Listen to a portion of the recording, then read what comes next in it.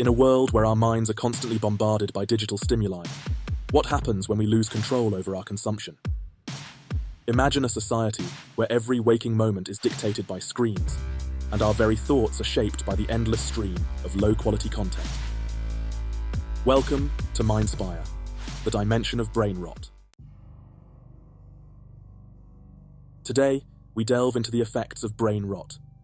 In this dimension, it's a virus transmitted through digital screens that deteriorates cognitive functions and self-esteem. We'll explore how addictive content shapes behavior, the rise of looksmaxxing trends, and the influence of digital addiction on personal identity and knowledge. Oh, and Glitch seems to be madly in love with our dear narrator. I just can't resist. This dimension is electrifying. Brilliant, Glitch. Now we're not just in the dark metaphorically. That was unexpected. Is this what humans call making sparks fly? Stay with us as we unravel the mystery of Mindspire, explore the rise of brain rot content for kids, and confront our deepest philosophical questions. Welcome to Clockwork Cortex Exploratorium. I'm the narrator, your guide to the multiverse. Join us as we unravel the mysteries of time and space, one adventure at a time. Did you know that excessive screen time can actually shrink the grey matter in your brain, leading to reduced cognitive functions? According to an article in Frontiers in Psychology, this can result in impaired decision-making and memory loss. Imagine if Victor here spent his days binge-watching cat videos instead of being his usual grumpy self. Oh, come on. I prefer my cat videos in moderation. So what's this brain rot we're investigating today? Sounds like a bad sci-fi plot. Actually, Victor, it's a real phenomenon. Overconsumption of low-quality digital content can severely impact cognitive functions. Studies highlighted in PsychReg show that digital media can reduce attention spans and critical thinking skills. It's a modern phenomenon that's reshaping how we process information and perceive reality. So basically, we're turning into mindless zombies glued to our screens. In extreme cases, yes. But according to open colleges, there are ways to mitigate these effects by developing healthy digital habits and critical thinking skills. And we're about to see its effects firsthand in Mindspire. The phenomenon of brain rot refers to the cognitive and emotional decline caused by excessive consumption of low-quality digital content. This addiction impairs our ability to think critically, make decisions, and form meaningful connections. It is a poignant reminder of the philosophical question: how do knowledge and ignorance shape our identity and our perception of the world? As we embark on our journey into Mindspire, we must consider how our endless consumption of digital content shapes our identity. Brain rot, this virus of the mind, strips away our ability to think critically, leaving us vulnerable to manipulation. What happens to the self when it is constantly bombarded with superficial stimuli? Our sense of identity becomes fragmented, lost amidst the chaos of low-quality content. It's not just about the content we consume. It's about the ignorance we foster by avoiding deeper, meaningful engagement with the world. Ignorance isn't just a lack of knowledge. It's a barrier we build around ourselves to keep out the complexities of reality. In a world where brain rot dominates... But let's also consider the positive aspects of digital technology. According to research from the University of Rochester, video games can enhance cognitive functions, such as decision-making, visual attention, and spatial skills. Interesting. So, while there are risks, there are also benefits if we use digital media wisely? Exactly. Platforms like YouTube and Coursera provide unlimited access to educational content, allowing people to learn new skills and expand their knowledge from anywhere in the world. This can foster creativity and help individuals develop new talents, as noted by open colleges. Okay, so while social media has its downsides, it can also boost social connections, especially for those who feel isolated. According to an article in PsychReg, it's a great platform for sharing experiences, ideas, and creative works, which can be super fulfilling. Digital media serves as an awesome creative outlet.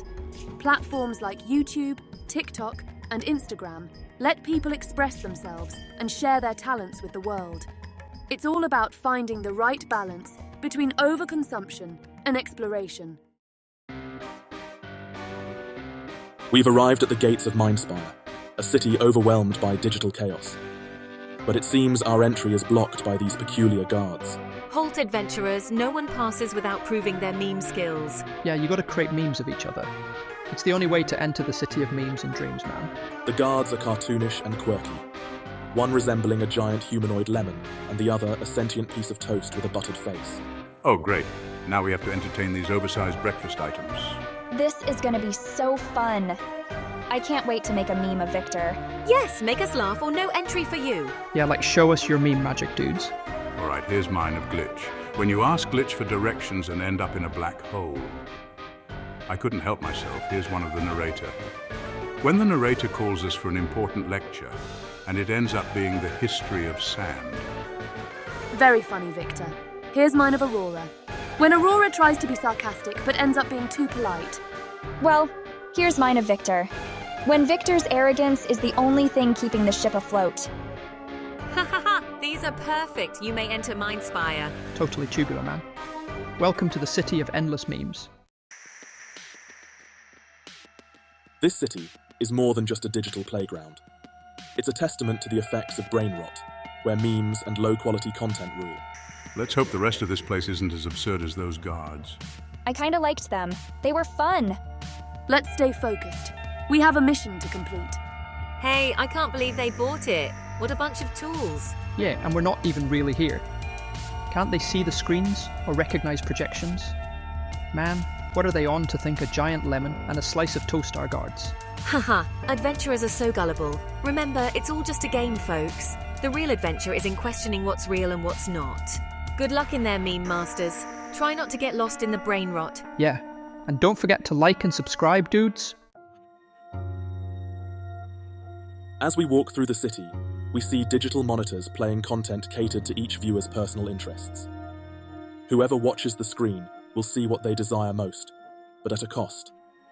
Their minds are enslaved by the content.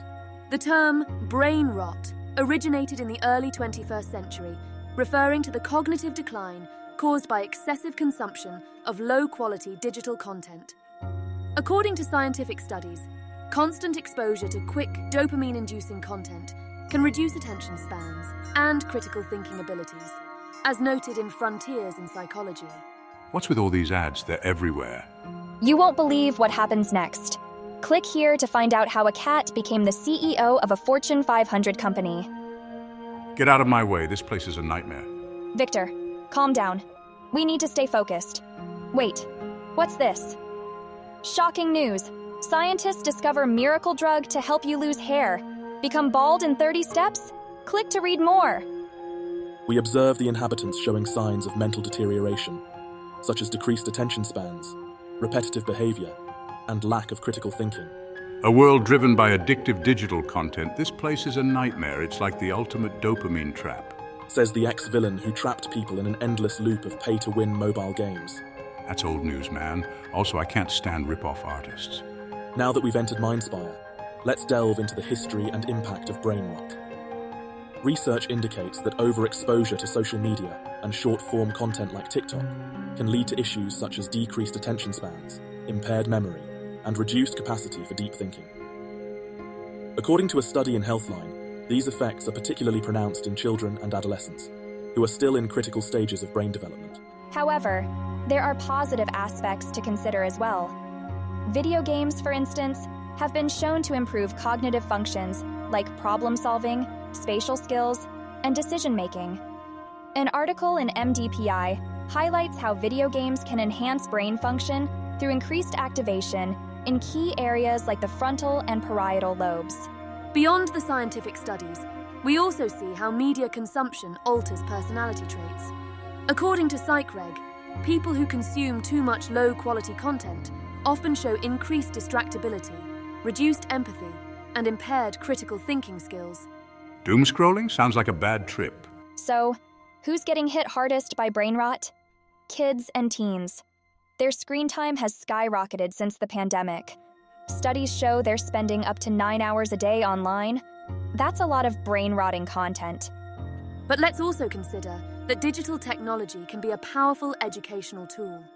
Platforms like YouTube, Khan Academy, and Coursera provide access to high-quality educational content, helping people of all ages learn new skills and gain knowledge. This aspect of digital media can significantly enhance cognitive abilities if used wisely. And it's not just about wasting time. These kids are missing out on real-life social skills and experiences. They're growing up in a digital bubble, and that's a problem. Let's see what the local pigeons have to say. Hey you, what's going on here? Oh, what's your deal, man? Victor! What have I told you about grabbing the residents? Sorry, we're foreign. Can you tell us where everyone goes to chill out? Tourists, you must be American. Yo, the hub's just a few blocks away, past the big screen near the old library. It's Skibidi, you mean? What did you just say, lit? Skibidi? Victor, lit, means exciting or excellent, and skibidi means something bad or undesirable. This language is ridiculous. Must be Canadians. Let's keep moving. This isn't normal. These people are completely entranced. I suspect a digital virus might be at play here. I'm worried about him. The content on these screens is making everyone act strange. They can't focus. They're losing themselves. The wife then looks at a monitor, and within seconds, she transforms into an instant Instagram influencer, striking poses and snapping selfies. OMG, look at me. I'm so fab. #blessed.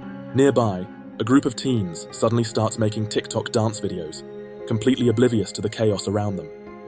Well, keep cranking out those hits, kids. Don't let reality interrupt your groove. Oh, what's this? A documentary on the world's greatest dictators. A film after my own heart. Be cautious. These monitors are designed to lure you in with content that interests you. Ah, Genghis Khan, Alexander the Great, and Napoleon Bonaparte.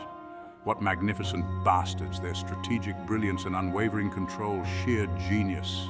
Interesting, but irrelevant to our mission. Oh, come on, narrator. Genghis Khan. Now there's a man who knew how to throw a party.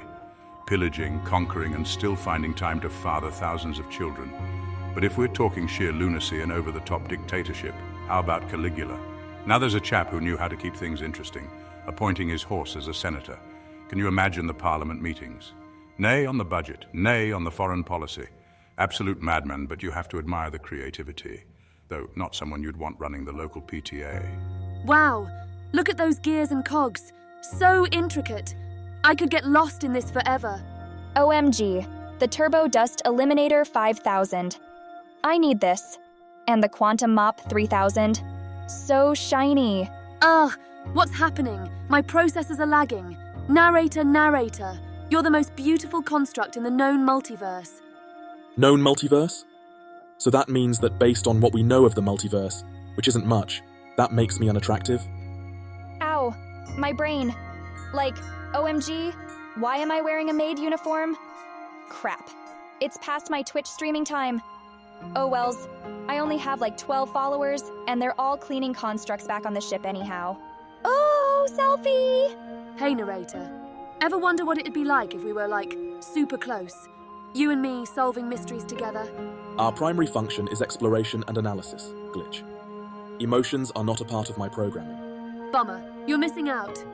Looks like these two got themselves infected. The toaster is in love with you, Mr. Narrator, and Aurora seems to be a spoiled teen. Millennials, eh, folks? Victor, who are you talking to? Whomever you transmit to on that little device of yours. We need to delve deeper into the impact of these trends and the broader implications of digital addiction. According to the American Psychological Association, excessive screen time can significantly impact brain development. Studies show that it can reduce volume and thin cortical areas, like the occipital, prefrontal, and temporal cortex, as well as limbic structures. Oh, brilliant. Just what we need. Shrink our brains while making us more engaged. How very efficient. Yes. Screen time affects attention and concentration too. It's linked to impairments in cognitive capacity, working memory, and functional fluid intelligence. This leads to vulnerability to distractions, poorer inhibition, reduced executive control, and shallow information processing, ultimately affecting academic progress. So in essence, we're turning our brains into mush while convincing ourselves we're more connected than ever. Fantastic. Precisely. Excessive screen time can impair sensoromotor skills, spatiotemporal abilities, problem solving, and language acquisition. This results in lower intelligence, poorer vocabulary, and reading comprehension, and reduced metacognitive and self-regulation skills. These impairments can persist into adulthood, increasing the risk of early-onset cognitive issues. And here I thought the youth were just getting dumber naturally. Yes and no. Victor.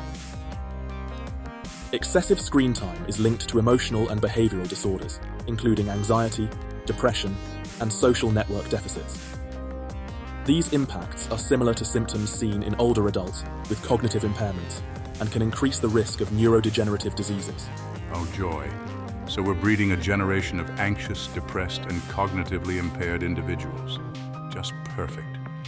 Maybe they'll make great slave drones for Jeff Bezos. The cognitive behavioral brain reserve hypothesis suggests that more complex patterns of neural and mental activity in early, middle, and later life stages are associated with a decreased risk of dementia. However, excessive screen time can negatively influence these cortical networks, making them more vulnerable to accelerated neurodegeneration. So not only are we ruining our brains now, but we're also setting ourselves up for a future of even worse mental decline. Truly wonderful planning. Yes, it's called digital dementia, describing cognitive impairments resembling early-onset dementia in young individuals due to excessive screen time. This term underscores the significant cognitive and structural brain changes linked to overuse of digital media, mirroring the decline seen in traditional dementia patients. Digital dementia. Nice to know we have a catchy name for our self-inflicted brain damage. Let's look at the broader impact on mental health. According to the American Psychological Association, excessive screen time can lead to increased anxiety, depression, and loneliness. It creates a false sense of connection without the benefits of real-world interactions, and the addiction to these platforms is driven by the brain's reward system. Social media triggers dopamine spikes, creating cycles of addiction similar to those found in substance abuse. This phenomenon is detailed in a Medium article by Alan Scarpa. And it's not just about mental health. According to youthfirst.com, limiting screen time can improve sleep habits, better focus and brain function, increase academic success, decrease obesity, and reduce anxiety and depression. Yeah, like, the more you use these apps, the more you need them. It's all about that dopamine hit. But it's also messing with our self-esteem. According to Dr. Joel Gator-Warsh, social media presents unrealistic beauty standards that make people feel inadequate. This is compounded by the spread of misinformation. Platforms like TikTok and YouTube can propagate false information, leading to cognitive overload and increased anxiety. This issue is highlighted in research by Tech News HQ. Misinformation, another brilliant side effect. So we're not just dumber, but also misinformed. Great. It's important to also realize the positive aspects. According to a survey by Common Sense Media, teenagers are more likely to see social media as having a positive effect on their emotional lives. During the quarantine, screens were an essential bridge to interaction, helping them stay connected with friends and family. And let's not forget the impact on education. According to the University of Rizal system, students who spend more time on social media are less likely to engage in productive educational activities, leading to a decline in academic performance. I love you, Mr. Narrator. Look at me. Over here. Hey. Like, we should be doing things that actually matter, you know? Instead of just scrolling and comparing ourselves to others. Additionally, it's important to consider that digital technology can be a powerful educational tool. Platforms like YouTube, Khan Academy, and Coursera provide access to high-quality educational content, helping people of all ages learn new skills and gain knowledge. This aspect of digital media can significantly enhance cognitive abilities if used wisely. And let's not forget the more extreme measures.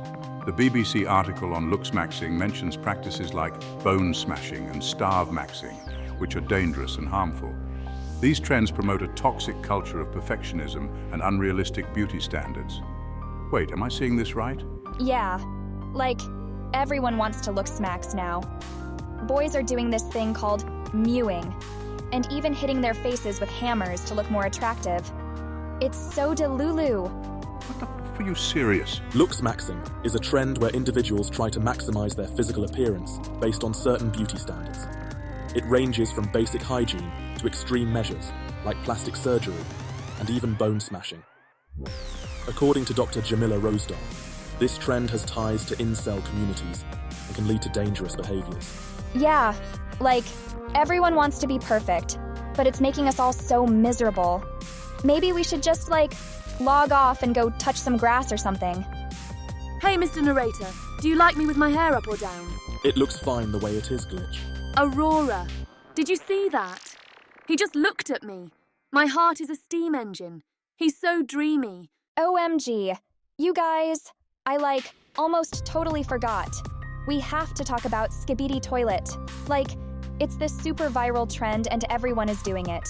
But it's also kind of causing brain rot. So, let's get into it. What the hell is Skibidi Toilet? Okay.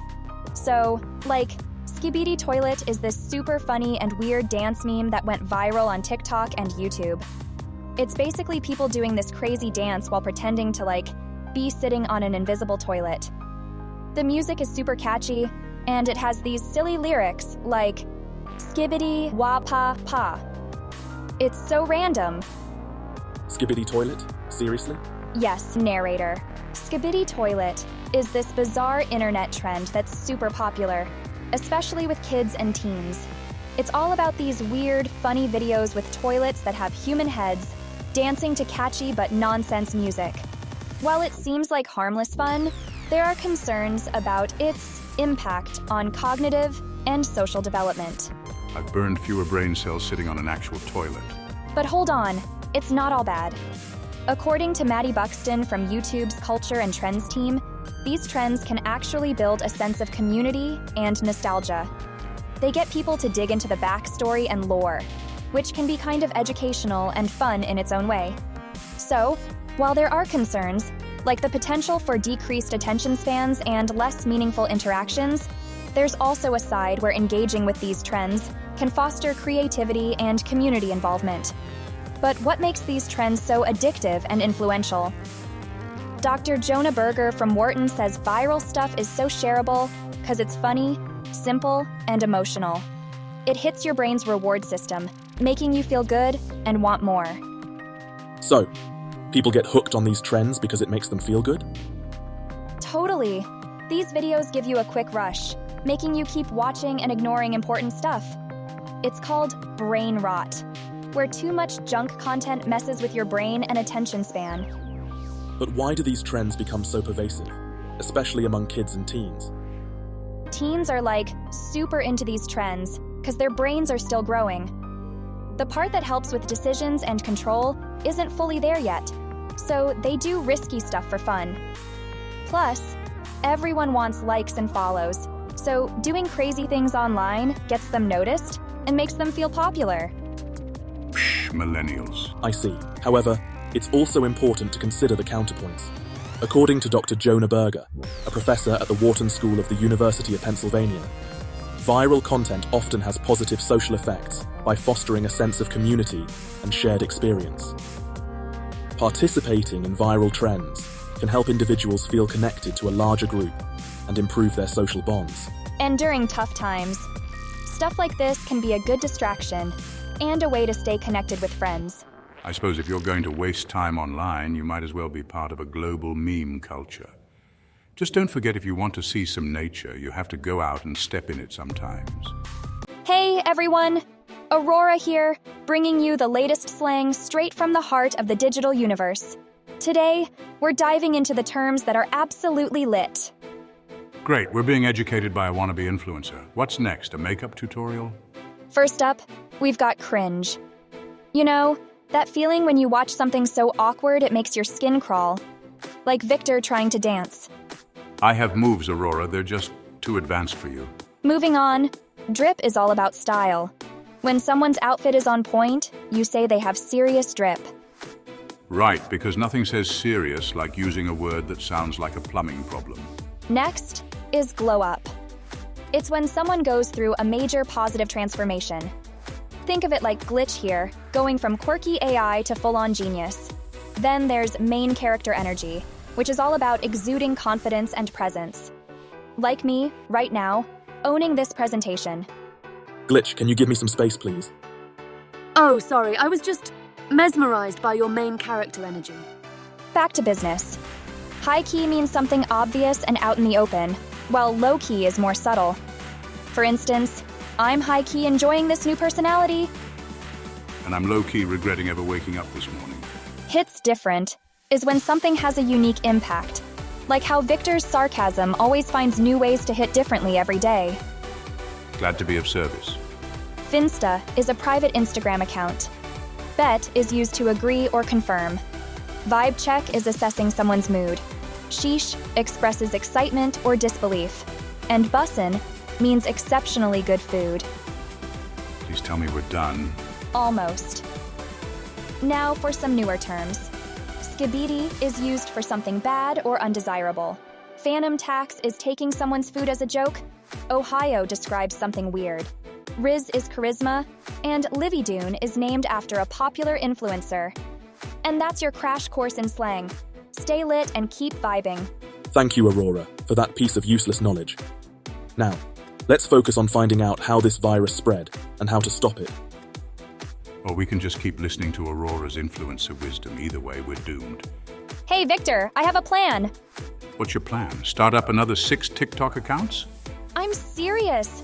The virus didn't make me dumb or anything. I think it's bringing out my repressed childhood or something. Like, some of, my memories coming back. Ugh, just let me try this. We both know the narrator is like super boring. The way Mindspire works is by displaying tailored content. But what if we break it? You're saying the dull mumblings of that stuffy construct is a cure of sorts. Exactly! Let's break the concentration of a concentration-less society. Get him to talk about something long-winded and leave the rest to me. Oh, Mr. Narrator, could you regale us in a lesson on the, digital media evolution or something to that effect? Of course, Victor. And might I say, I'm delighted in your enthusiasm to expand your knowledge. Digital media use has revolutionized our society, but at a significant cost. Studies show that excessive screen time impairs attention spans and memory retention. Hey everyone, it's your girl Aurora from the Exploratorium. We're bringing you an exclusive deep dive into the effects of digital content on our minds. And trust me, you don't want to miss this. This is so cringe. When can I go back to the ship? Social media addiction is linked to reduced executive functioning, including planning and decision-making. Moreover, constant exposure to idealized images leads to insecurity and low self-esteem, especially among young users. OMG guys, listen up. What the narrator is saying is super important. We're all glued to our screens, and it's totally messing with our brains. Remember that time you spent hours on TikTok and felt like a total zombie after? Yeah, that's exactly what we're talking about. Furthermore, the pressure to conform to idealized portrayals of life on social media can cause significant emotional distress.